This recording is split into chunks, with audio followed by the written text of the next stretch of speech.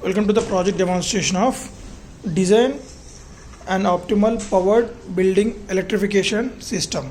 So in this project we are going to provide the three different sources to provide DC power supply.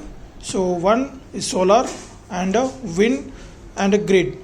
Okay, so from the grid 230 volts we are going to convert 230 volts AC to 12 volts AC, and that was converted into the rectifier. By using the rectifier we are going to convert into pulsating DC, and then through the diodes will allow one directional power supply only, nothing much. So from grid to the battery only, in reverse it will not allow that, the diodes. The same circuit will be connected here.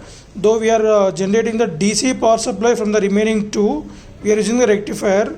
In the same way, like in order to, if you place any reverse connection in input, the rectifier will rectify that, and output will provide negative and positive in a polarity connections purpose. So we are going to connect the battery to this charging circuitries. So from these three charging circuitries we are going to charge this battery. So coming to this battery, here we are using the 12 volt 4 amp battery. So each battery set consists of one 4 volt 1 amp battery. So one pack of 12 volt 1 amp and 4 are connected in parallel. So it is considered as a 12 volt 4 amp. And after that, by using the DC to DC converter in order to maintain the maximum of current when we are running the loads, so we are using the DC to DC converter. And next, these relays are acting as a switch to control this DC load of LED, which is 12 volt 50 watts, and a DC motor. So it is also 40 watts of DC motor. And from this node MCU we are going to getting the input from the Blink app. So from the Blink app we can control these devices from anywhere in the world, and these are interfaced to this node MCU processor, and from here we are going to controlling that. And coming to this, the generator voltage will be given through this charging circuit, as I mentioned the naming also. Like here we need to connect the wind, and here is the solar, and this is the on off switch and a grid. So as I connected the grid already, so we are getting 230 volts and 12 volts.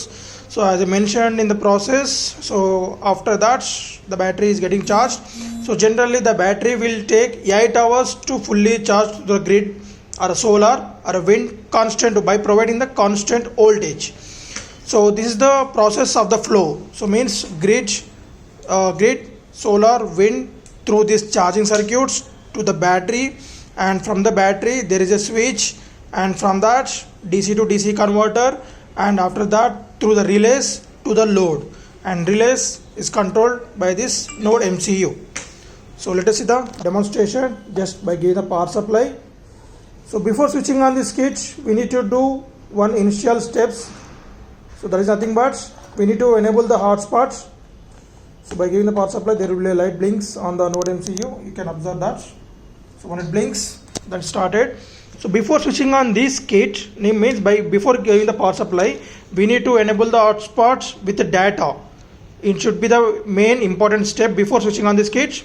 Enable the hotspot with SSID project 4217, all are small letters, no space, numbers, and the password should be 9 numbers, that is 129 without any space. This also without any space, without any capital letter, all small letters, project 4217.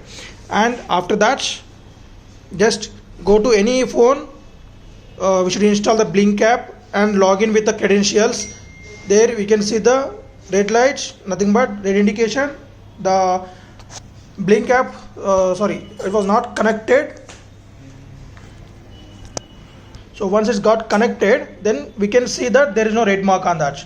So now the battery got switched off, the battery switched off. So then the voltage is going to be the nominal negligible voltage. So when I switch on that, there is a DC to DC boost converter indication, and at the same time we can see the battery voltage indication. And on purpose light will be on and motor is on, off, motor off. Okay, so in this manner we can control the devices.